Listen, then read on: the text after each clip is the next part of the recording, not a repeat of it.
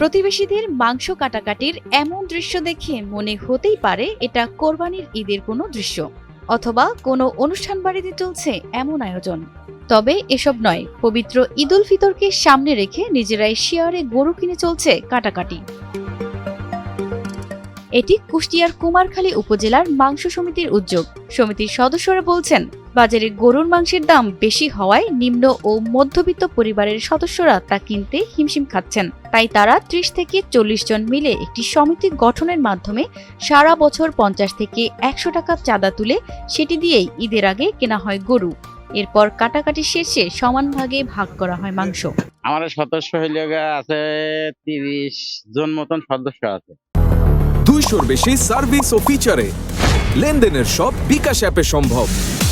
আমরা সাধারণ গরিব মানুষ হইলে এই একবারে তো সবাই তো কিনে খাওয়া সম্ভব না, আর এত টাকায় যে সবাই কিনে খেতে পারে না। কেজি গরুর গোস্তের দাম ৭০০-৮০০ টাকা করে। আচ্ছা, অনেকদিন সঞ্চয় করে মনে করো একবারে 10 কেজি গোস্ত কিনে খাওয়া সম্ভব না।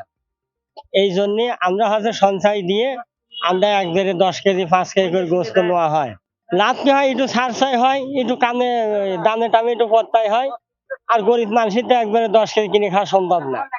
এই জন্য আমরা হচ্ছে সঞ্চয় করে এই কাজটা করা হয়। আমরা খুব গরিব মানুষ, মাসে মাসে সপ্তাহে 20-50 টাকা করে দিয়ে জমা করে 5 কেজি 8 কেজি করে গোস্ত আমরা পাইছি। আমাদের একবারে কিনা সম্ভব না। এই সমিতির বায়না ছিল 10 টাকা 100 টাকা করে জমায় 1 বছর ধরে গুছাই আমাদের কাছে অর্ডার দিয়েছিল। অর্ডার দেওয়ার পরে সেই গরুটা কাটি কুটি আমরা দিচ্ছি 6.5 মণ ওজন। মানুষরা সমিতি করেছিল, সেই সমিতির গরুর অর্ডার দিলাম।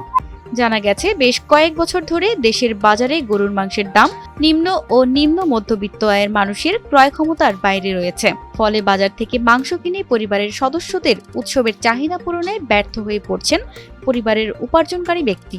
তাই আমিষের চাহিদা পূরণ ও ঈদে পরিবারের সদস্যদের মুখে হাসি ফোটাতে ২০ থেকে ৩০ জন মিলে গড়ে তুলেছেন সমিতি, যা মাংস সমিতি নামে পরিচিত।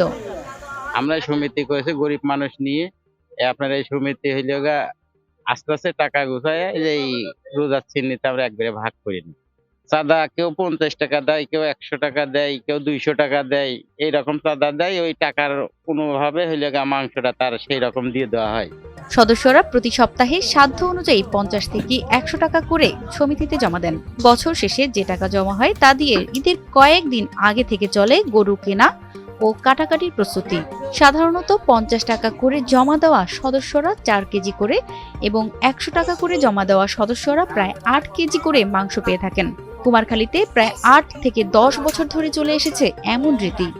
1 বছর ধরে হচ্ছে সঞ্চয় করে এই সময় আছে গোস্ত হচ্ছে গরিব মানুষ যারা তারা গোস্ত হচ্ছে একবারে বেশি করে পায়।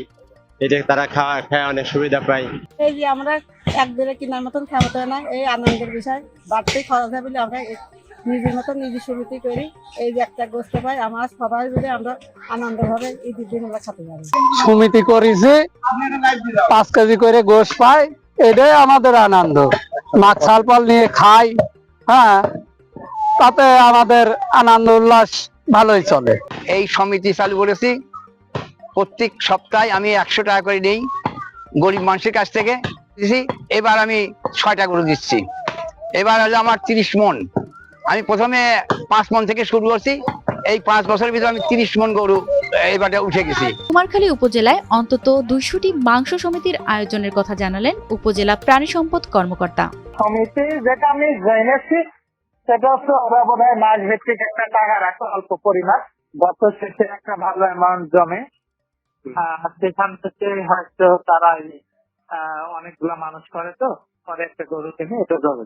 যারা নিজেরা মাংস সমিতি করছে তাদের মূলত 665-70 এরকম পড়ছে।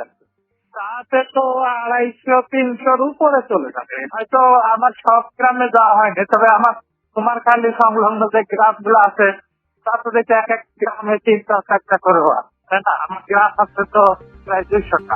সকল শ্রেণী পেশার মানুষের মাঝে ঈদের আনন্দ ছড়িয়ে দিতে মাংস সমিতির এমন আয়োজন ভবিষ্যতে আরো বিস্তার লাভ করবে, এমনটাই প্রত্যাশা এলাকাবাসীর।